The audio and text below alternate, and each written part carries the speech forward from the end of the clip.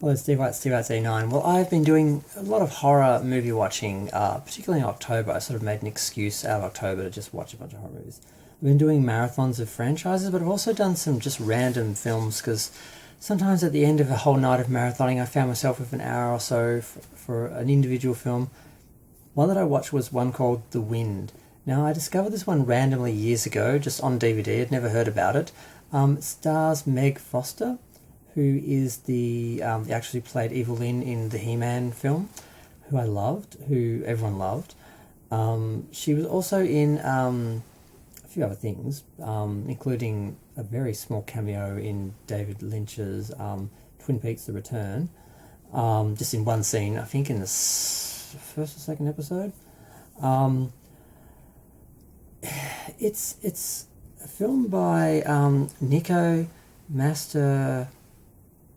I guess I can't quite pronounce his name. I think it's an Italian film. It's basically a little horror film set, I think it's in Italy, on an island. There's just a bunch of little stone like buildings in like a village, and this writer basically goes to have a little sabbatical and just spend some time writing, and she wants total isolation, so she goes to, it's either the Greek islands or it's somewhere in Italy. I should remember this, but I wasn't paying enough attention to the location. But it's quite atmospheric. Now, there's talk of there being a lot of wind in this location because it's right on the edge of the ocean. It's she's up on a hill, and people keep warning her about the wind.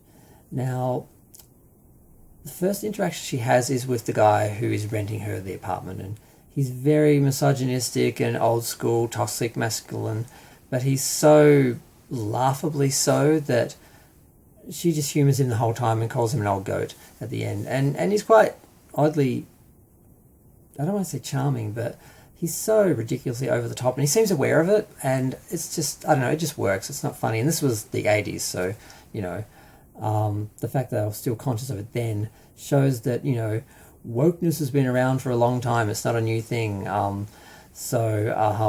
She goes to this little villa or whatever it's called, and it's quite interesting the way it's constructed. There's a way to get to it from below with a trapdoor, and there's also the main sort of staircase, and she has this beautiful view where she can just look out over the ocean, and it's quite nice. And she starts writing, and then she's interrupted by this guy who was hired to sort of take care of the building and sort of help her out. Like, he brings a bunch of supplies. He's quite mysterious, and then she spots him killing and burying someone, and of course she makes it obvious that she's seen him, which she's aware of the fact she's done that, so at least she's aware of what she did was stupid. And then she spends the rest of the film sort of barricading herself in the villa and trying to stop this guy from killing her, because obviously he realizes that she's seen what he's done. And there's a bit of mystery about it, like you're not sure, is she imagining this? Is she a writer who's just imagined the whole scenario? And there are moments where I thought things hadn't happened, and then you realise, oh no, that did just happen. And it's like, okay, so this is just, it's not a ghost film, it's not a real mystery, it's more just a straight stalker film, a guy's trying to kill her, but it feels like a ghost film, it feels like a ghost story, it feels like just the atmosphere of it all. I just really loved it. It's the first time I watched it, I just found it randomly on DVD, recognised Meg Foster's name, I thought, oh, I'll watch that, and it was really good, and I've been wanting to watch it for a while, and I watched it, and honestly, I didn't get to the end.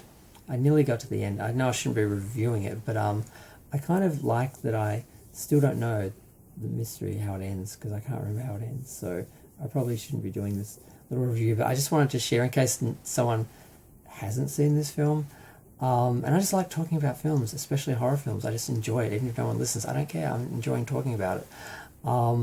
And if there's a film that someone hasn't seen that I bring attention to, or look at something differently and make someone else look at something differently, it's all fun. I do like the occasional comment people leave about the horror films and that. It's one of my favourite things, but not something I have a lot of views for. A lot of most people are here for Madonna or Star Trek, people who subscribed. I think it's more Madonna, but it's about 50-50 between like sort of the whole Star Trek genre sort of stuff and Madonna. So There's not a lot of horror fans here, but I wish I had it like a horror channel, so I could just review horror movies all day and talk about paranormal stuff and stuff like that.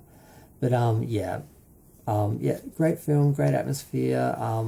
Just it just sometimes just I mean, it's just this woman alone in a house pretty much, and this one other guy, but yet they make a whole film out of it, and it's really good.